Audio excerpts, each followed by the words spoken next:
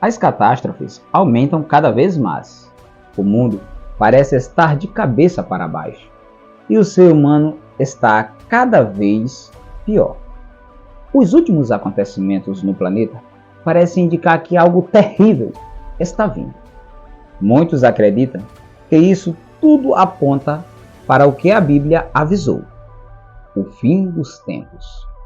As Escrituras falam bastante sobre isso e trouxeram profecias sobre o Apocalipse. Mas como será o fim do mundo se formos além da Bíblia?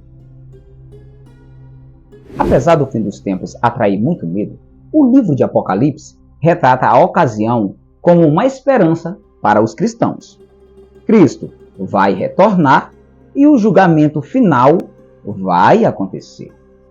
Tanto homens quanto os anjos caídos terão de se apresentar diante do tribunal de Deus. A presente era irá acabar e o estado eterno vai começar. O curioso é que muitas outras religiões e mitologias também acreditam na ideia do final dos tempos. Mesmo com diferenças, várias crenças afirmam que haverá um ajuste de contas no final da presente história da humanidade. O que essas profecias quase nunca possuem é uma data.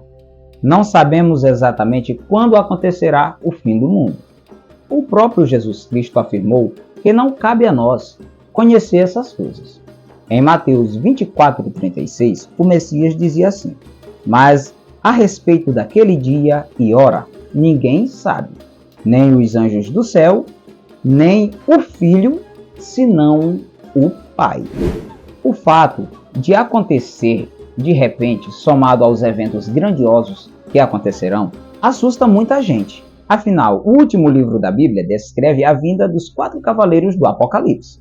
Além disso, a presença da besta que emerge do mar e a besta que emerge da terra, todas subordinadas do grande dragão. Os 7 selos, as 7 trombetas e as 7 taças também trazem medo a alguns. Afinal, quando esses eventos acontecerem, as vegetações serão destruídas, haverá chuva de fogo e sangue, o mar e as águas ficarão contaminadas e diversas outras catástrofes chegarão.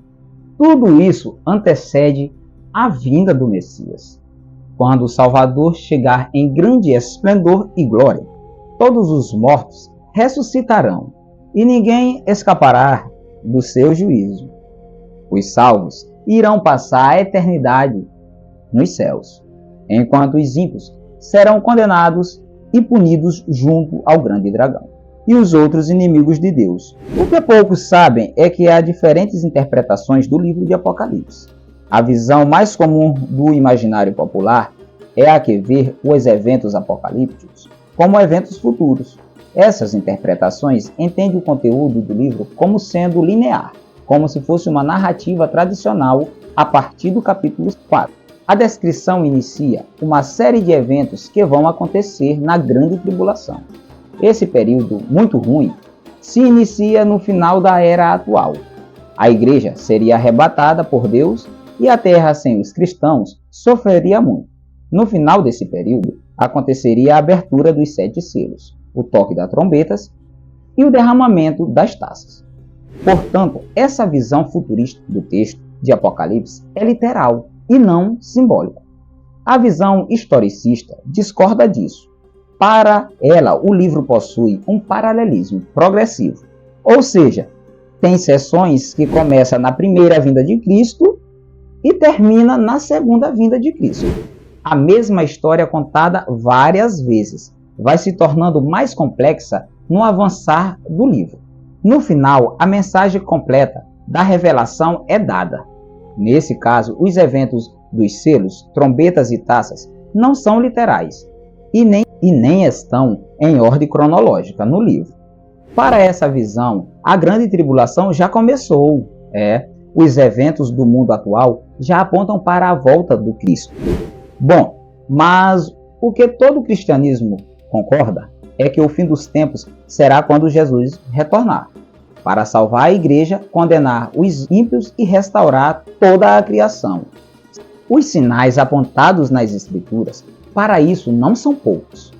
A Bíblia diz que o Evangelho seria pregado em todo o mundo e a perseguição aos cristãos aconteceria. Além disso, guerras e conflitos seriam muito presentes, catástrofes naturais, calamidades humanas como fome e peste seriam outros prenúncios. Se você tem assistido aos noticiários, acho que percebeu que tudo isso já está acontecendo, né? Agora, se formos investigar essas mesmas coisas além da Bíblia, encontraremos profecias curiosas sobre o fim do mundo.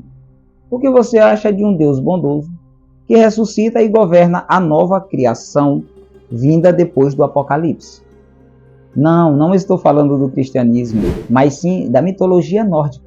A profecia dos escandinavos chama-se Ragnarok, o destino dos deuses. Na profecia nórdica, um rigoroso inverno, chamado Fimbulwinter, antecederia o fim. O Sol e a Lua seriam devorados por dois lobos gigantes e traria escuridão acompanhada de muito frio. Tudo isso apontaria para a grande batalha final, entre o bem e o mal. As forças do caos, liderada por Loki, investeriam contra a Ordem dos Deuses, liderada por Odin. Os deuses precisariam enfrentar gigantes, monstros e um exército de mortos. E o próprio Loki no Ragnarok. Assim como no cristianismo, a presença de uma trombeta. Quando Heimdall, o arauto de Odin, tocasse sua trombeta, a batalha se iniciaria. O pai de todos e líder dos deuses nórdicos seriam vencidos por Fenrir, um lobo gigantesco, filho de Loki. O deus do trovão Thor lutaria contra a cria do mal, um inimigo, a serpente enorme e orbungante. Essa batalha, tanto Deus quanto a cobra morreriam. Já Loki enfrentaria o próprio Heimdall em uma batalha que traria a morte para os dois. No final, o gigante de fogo Surte usaria a sua espada flamejante, queimaria todo o mundo, chegaria assim o fim dos tempos. Mas ainda haveria esperança das cinzas, surgiria um mundo completamente novo. Os únicos seres sobreviventes seriam alguns poucos deuses e o casal de humanos. Ainda por cima, o filho de Odin, chamado Baldur, voltaria dos mortos. Ele que tinha sido morto por Loki, ressuscitaria e se tornaria o novo rei dos deuses. Com essa liderança, o mundo recomeçaria. E aí, notou alguma semelhança com o Apocalipse?